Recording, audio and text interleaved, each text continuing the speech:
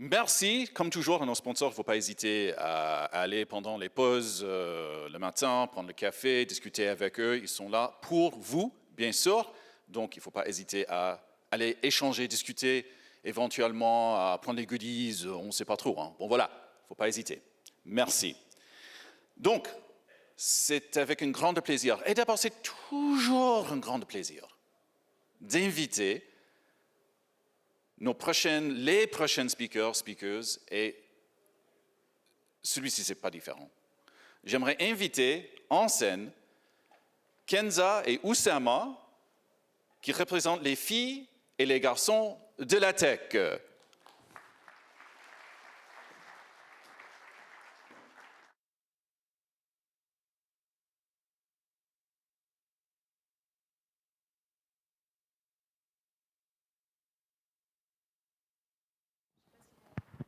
Ouais.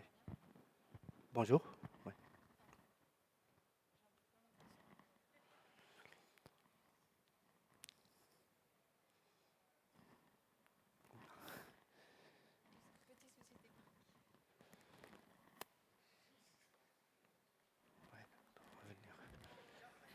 On revient.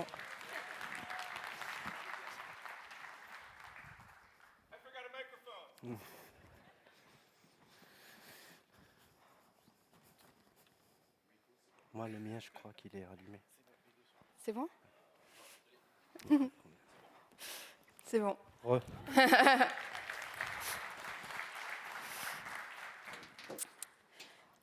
Bonjour à tous. Bonjour, merci d'être venu nous écouter aujourd'hui. Alors, on va commencer par se présenter. Moi, c'est Kenza Barnier. Je suis lead tech dev, consultante chez les filles et garçons de la tech. Et actuellement, ma mission chez mon client, ça va être vraiment de faire respecter la qualité du code. Bonjour à tous, c'est Oussama Abaye. Je suis ingénieur DevOps et Cloud chez les filles et garçons de la tech et passionné par tout ce qui est IA génératif. Et en combinant nos deux passions pour l'IA et pour la qualité de code, on a pensé à la solution qu'on va vous présenter aujourd'hui. Alors, avant de continuer, je voudrais poser quelques questions aussi. Est-ce qu'il y a des développeurs dans la salle? Par levée de main, à peu près. OK. Est-ce qu'il y a des personnes qui utilisent GitLab? OK, il y en a un peu plus. Et des personnes qui utilisent l'IA quotidiennement? Ok, pardon. OK, presque unanime. Alors, on va d'abord donner quelques définitions pour qu'on soit un peu tous d'accord sur le sujet. Donc, tout d'abord, la revue de code. La revue de code, ça va être le processus qui va permettre de vérifier la qualité du code, s'il y a des bugs qui ont été poussés, s'il y a des règles qui n'ont pas été respectées, des règles de bonne pratique. Et ça va être, à chaque fois, ça ne va pas être le développeur qui va pousser son code, qui va refaire la revue, mais ça va être une tierce personne pour avoir un nouvel œil sur le code qui a été poussé. La deuxième définition qu'on aurait partagée avec vous, c'est les LLM, les Large Language Models, et qui sont plus ou moins des modèles d'intelligence artificielle capables de comprendre le langage humain et de prédire du texte pour pouvoir faire tenir des conversations, générer des images, du texte et des vidéos, etc. Ça, c'est pour tout ce qui est LLM.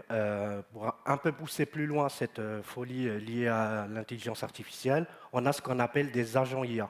Des agents IA, ça va être des agents, des automates qui sont intelligents, capables de prendre des décisions, d'exécuter des tâches et d'imiter un comportement humain. Par exemple, on peut imaginer un agent IA, un agent personnel qui est connecté à WhatsApp ou à un outil de chat dans lequel je peux interagir avec lui le matin pour lui demander de vérifier mon agenda, mes emails, de me faire un compte rendu de ce que j'ai eu la veille Et je peux même lui faire des tâches. Donc, je peux lui demander de me caler des rendez-vous dans mon agenda avec une personne de mes contacts. Donc, il sera capable, en utilisant les LLM derrière, de comprendre ma tâche et d'aller utiliser des outils pour exécuter les tâches que je lui ai demandées. En combinant les LLM et les agents, on a pensé la solution qu'on va vous présenter aujourd'hui, qui va être d'aider les équipes de développement, des équipes de développement produit, de faire des revues de code en utilisant des modèles d'intelligence artificielle. Le constat qu'on avait fait au départ, c'était que les revues de code, elles étaient longues. En effet, une fois que le développeur va pousser son code, il va devoir attendre que l'autre personne soit disponible pour pouvoir venir relire. Et ensuite, cette relecture, elle va être aussi longue et elle va être double. Donc il va falloir faire attention à tout ce qui est technique, mais aussi à tout ce qui est métier, pour être sûr que ce qui est poussé a du sens et qu'il y a une logique. Vu que l'humain, c'est quand même l'œil humain qui regarde, donc il va pouvoir rater des petits détails qui vont être durs à voir. En fonction des langages, ça va différer, mais par exemple, une itération qui est mal faite ou une ponctuation qui n'est pas bonne, qui est vraiment un petit détail qui ne va rien rajouter en plus, mais au final, ça peut créer des grosses erreurs. Et le fait d'automatiser la revue de code, ça va permettre d'être plus rapide, d'être plus fiable et du coup d'être plus sûr aussi. Donc ce qu'on a voulu faire, ça a été de créer un assistant IA qui allait être capable de détecter les bugs, les failles et les incohérences. Donc comme je vous l'ai dit précédemment, par exemple, s'il y a un problème dans la ponctuation, et l'agent IA, il va pouvoir directement le voir. Il va être bon pour ces petits détails-là. Ça va pouvoir proposer du refactoring. S'il voit qu'un code va être répété, copié, il va pouvoir proposer de le sortir, de faire une fonction et de l'appeler ensuite. Il va être sûr que les bonnes pratiques sont respectées. En amont, on va pouvoir définir toute la liste des bonnes pratiques qu'on veut respecter. Et ensuite, l'IA va regarder si c'est bien respecté. Et dans tous les cas, elle fera un retour dessus. Que ce retour, des fois, il passe un peu à la trappe parce qu'on se dit, on a besoin du changement, on va valider. C'est pas grave s'il y a un petit détail qui ne va pas. Là, au moins, il n'y aura pas de... Ça sera dans tous les cas, on va dire, non, là, il y a une bonne pratique qui n'est pas respectée. Et on voulait un outil qui gère plusieurs langages pour pouvoir l'utiliser dans différents projets, et dans le back comme dans le front.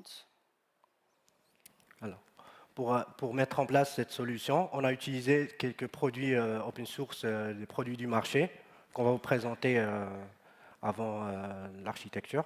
Donc, tout d'abord, on a utilisé GitLab. Donc, GitLab, c'est une plateforme DevOps qui permet l'hébergement des codes sources et aussi elle propose plusieurs fonctionnalités, notamment le lancement des pipelines CI/CD, la possibilité de générer des merge requests, de lancer des scans de sécurité, etc.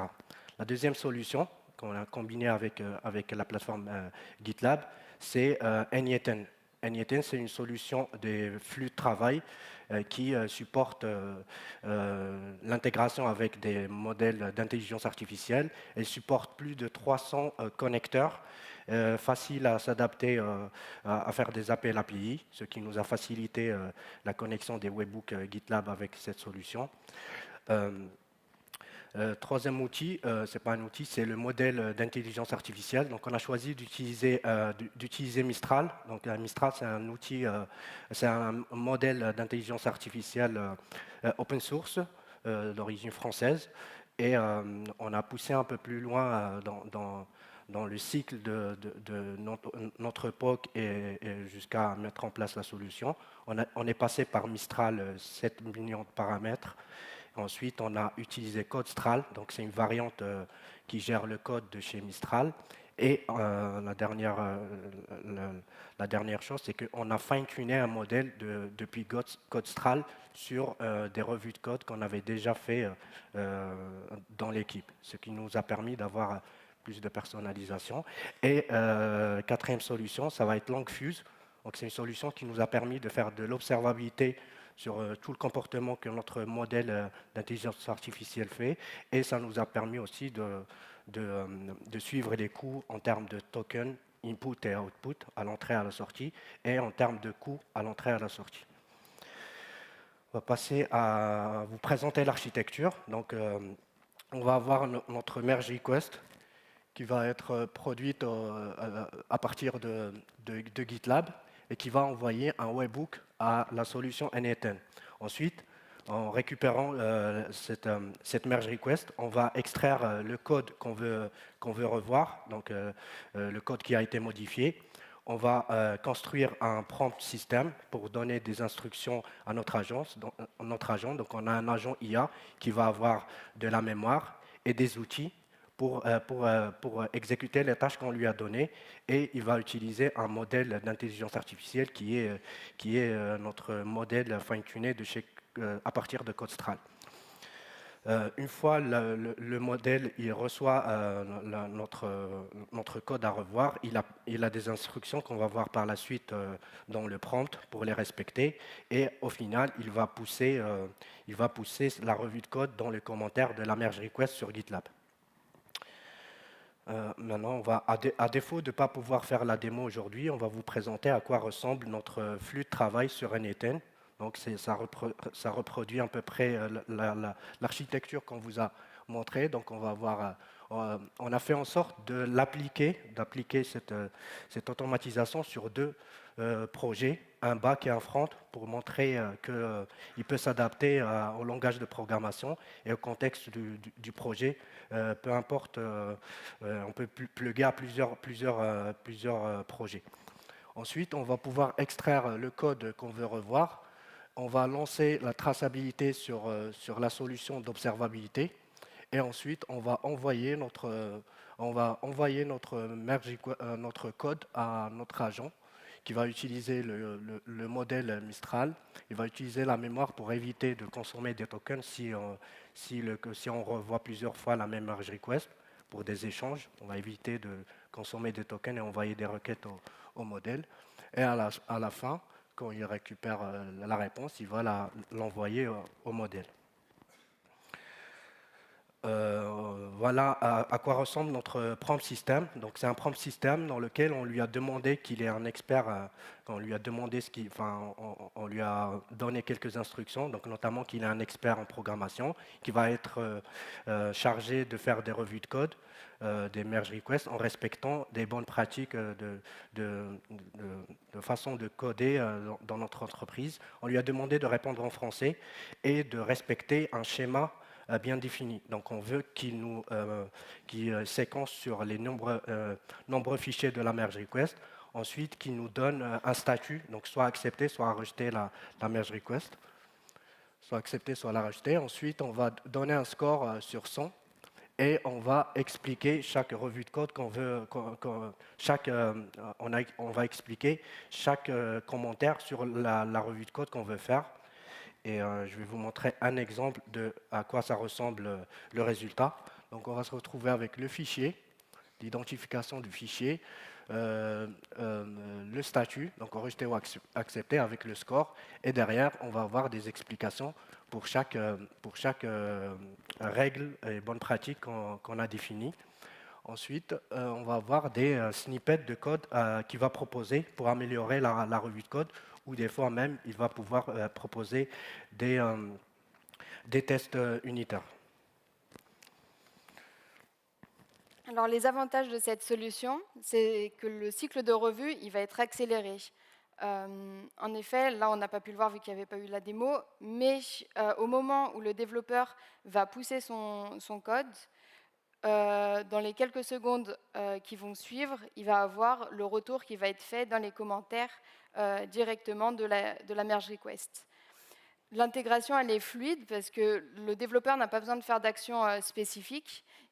Dès que la MR va être créée, avec le webhook, ça va envoyer les modifications à n8n et lui va directement réécrire dans la merge request les commentaires. Donc il n'y a pas une autre action à faire en plus. Ça va réduire la charge mentale parce que le développeur va avoir une réponse directement. Donc il va pouvoir regarder les améliorations possibles du code sans avoir besoin d'attendre qu'une autre personne soit disponible. Donc ça permet d'avoir encore le code qui va être chaud en tête, savoir pourquoi on a fait ça et comment. Ça va aussi permettre d'éviter les allers-retours avec d'autres développeurs. Comme ça, une fois qu'une tierce personne va venir pour regarder, le code sera déjà corrigé pour une partie. Le feedback, il va être traçable et standardisé. Comme on a vu précédemment, on lui dit exactement comment écrire dans le commentaire la revue de code. Donc tous les commentaires auront le même squelette et traçable parce que comme il est directement dans la revue de code, dans la merge request, ça permettra de garder un historique. Et ça va permettre d'avoir une qualité du code qui va être homogène parce que tous les développeurs vont devoir respecter les mêmes bonnes pratiques et il n'y aura pas une différence entre chaque développeur sur le code qu'il va fournir. Il y a aussi quelques points où il va falloir faire attention. Tout d'abord, l'IA a ses limites. Elle peut faire des retours formidables, mais aussi à certains moments, les retours seront moins bien. Il va falloir aller regarder ce que l'IA a répondu et pas se dire bah, tout ce qu'elle dit est vrai. Il va quand même avoir une réflexion derrière à avoir. Parce que je pense que tout le monde dans la salle a déjà discuté avec une IA comme ChatGPT et l'IA a complètement halluciné et répondu à côté de la plaque. Donc dans ce cas-là, ça peut être la même chose, il faut quand même avoir une réflexion. Il va falloir faire attention aussi à la confidentialité du code, que le partage du code avec l'API respecte bien les règles de sécurité. Il va falloir maintenir tous les outils. Comme Oussama vous les a présentés, il y en a différents. Donc, à chaque fois, il va falloir les maintenir, les faire monter en version et être sûr qu'ils continuent à bien discuter entre eux. Et enfin, cette solution, elle a un coût aussi. Chaque appel à l'API, au LLM, ça va coûter, et en fonction aussi du nombre de tokens utilisés, le coût va plus ou moins augmenter, donc en fonction de si la merge request est grosse ou pas. Et pour ça, on a mis en place un monitoring avec Langfuse pour pouvoir contrôler ce coût. En parlant de problème de coût, donc on a mis en place de l'observabilité avec Langfuse qui nous a permis de tracer tout ce qui le comportement de notre modèle avec toutes les interactions et notre agent avec toutes les interactions qu'il va faire. On a fait de l'observabilité. Ça permet d'avoir des KPI de coût et d'utilisation, donc le nombre de tokens en entrée, en sortie. Et concrètement, ça nous a permis de savoir combien ça nous coûte une merge request utilisée par l'IA. La solution Langfuse, elle permet aussi la gestion des prompts système, avec une manière de pouvoir les versionner. Ça nous a permis aussi de pouvoir faire monter en version notre prompt jusqu'à avoir le bon résultat. Je vous montre ici un exemple de dashboard des merge requests qu'on a effectué sur quelques jours. Et on voit bien qu'on va avoir le résultat en termes des graphes, des métriques et des KPI en termes de nombre de tokens en entrée et en sortie qui sont produits par notre agent, et aussi des KPI en termes de coûts en entrée, en sortie, et de la totalité de ce que ça peut coûter une merge request. Alors, grâce à ce projet, ce qu'on a appris, c'est que l'IA n'est pas magique. le prompt, il va falloir le travailler et ce n'est pas du premier coup qu'on va avoir un prompt qui va être bon. Il va falloir réfléchir à quoi mettre dans le prompt, comment le formuler, les informations qui sont intéressantes. Il va falloir aussi travailler le contexte. Donc plus le contexte il va être travaillé, meilleures seront les réponses, plus elles seront optimisées. Le processus il va être vivant et itératif. C'est pas une fois qu'on a un prompt, on se dit bon le résultat me satisfait et on le laisse comme ça. Il va falloir itérer et à chaque fois, ça va être aller revoir, modifier un peu et à chaque réponse, on va pouvoir retravailler. Bon, peut-être pas à chaque réponse, mais au fil du temps, on va pouvoir retravailler le prompt pour pouvoir avoir un résultat encore meilleur. Ça ne va pas être adapté à tous les projets. Il va falloir que le projet respecte une méthodologie un peu style agile.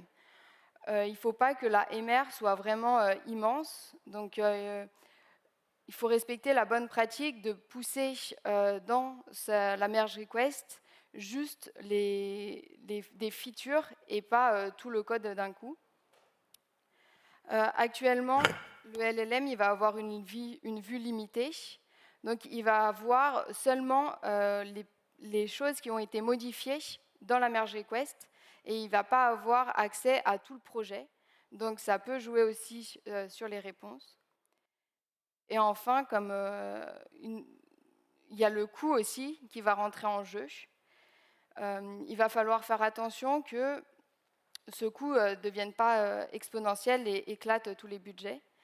Mais après, avec Langfuse, le monitoring, on va pouvoir le voir et si on voit que ça commence à être trop haut et dépasser le budget qu'on voulait y allouer, le stopper. Donc, ce qu'on a retenu, c'est qu'il fallait commencer petit, tester, ajouter, et que l'IA, c'est un outil et ce n'est pas une solution magique. Alors, comment on en est arrivé là ?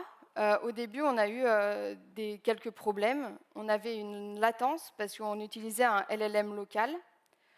On avait des réponses qui étaient trop vagues. Ce n'était pas ce qu'on attendait.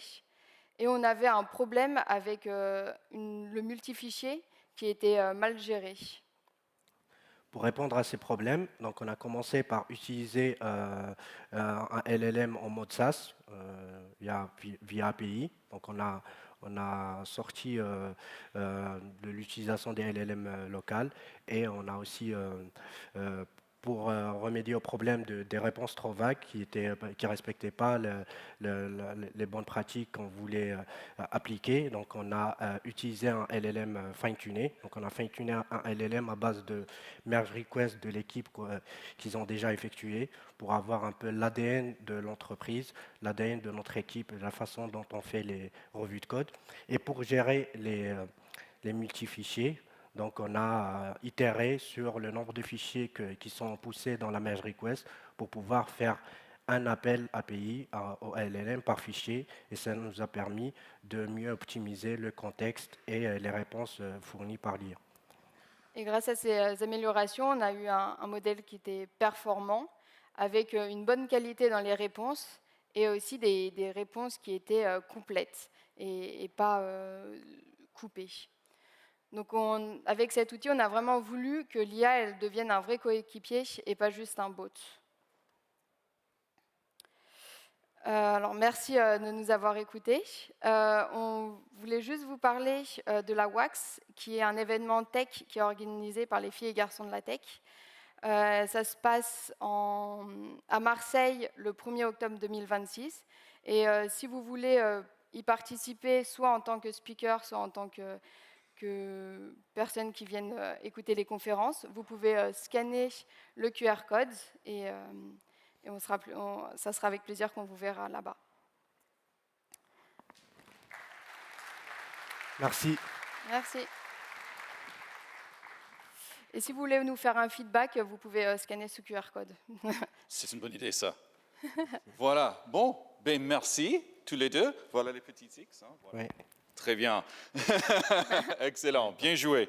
Alors, est-ce que c'est OK si je vous pose quand même quelques questions? Oui, bien sûr. Oui, très bien, voilà. Il y a 3 questions qui ont fait une petite danse, qui dansent toujours, en fait, dans les Muses of Beauté. Donc, je vais les poser comme ils sont actuellement. Vous avez évoqué le fine-tuning d'un modèle. Quelle a été la complexité de cette approche et quels gains avez-vous pu mesurer par rapport à un modèle brut? La difficulté qu'on a rencontrée pour fine-tuner le modèle, c'était construire la dataset. Donc, il fallait qu'on récupère les différents merge requests qu'on a déjà, construire un exemple de dataset, le faire enrichir par une IA pour avoir des exemples un peu similaires. Et par la suite, on a eu des résultats qui étaient beaucoup mieux construits. Donc, on a remarqué au niveau des réponses du modèle qu'il respectait exactement le format que je vous ai montré dans l'exemple. Donc, c'est-à-dire avoir un fichier, identifier le fichier, faire le score, faire de l'analyse par bonne pratique qu'il doit effectuer et donner des exemples de snippets de code. Très bien. Quelque chose à ajouter? Non, non, c'était très complet. Réponse merci. parfaite. Voilà.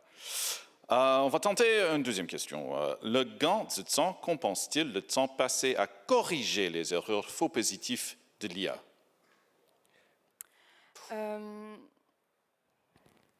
Je pense que dans tous les cas, le fait, ça va gagner, on va avoir un gain de temps dans le fait où la personne qui va lire les réponses de l'IA, ça sera le développeur qui vient de pousser son code, et en fait, ça va être comme si il va avoir un retour en fait instantané sur ce qu'il a fait. Ça va être une conversation avant qu'une autre personne arrive. Donc, il va avoir un gain de temps sur la personne qui va arriver ensuite. Aura un code beaucoup plus clair et n'aura pas besoin de faire beaucoup d'allers-retours.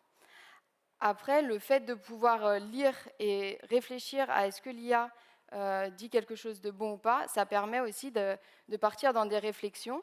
Et bon, peut-être une partie ne sera pas bon, mais le fait de réfléchir et de se dire est-ce que ça pourrait être une meilleure solution, une solution plus optimisée, pour moi, ça fait aussi monter en compétence parce que on va devoir faire des recherches, possiblement en fonction de la réponse de l'IA. Et au bout d'un moment, le cerveau il aura appris cette gymnastique et ça sera beaucoup plus fluide. Excellent. Bon, comme vous pouvez constater ici, c'est time out. Alors, merci. Merci pour cette présentation. Merci. Kenza et Oussama de Bellefil et Garçons de la Tech. Très bien. Voilà. Merci. Merci. OK, très bien. Bon, on va prendre une petite pause café. C'est le moment.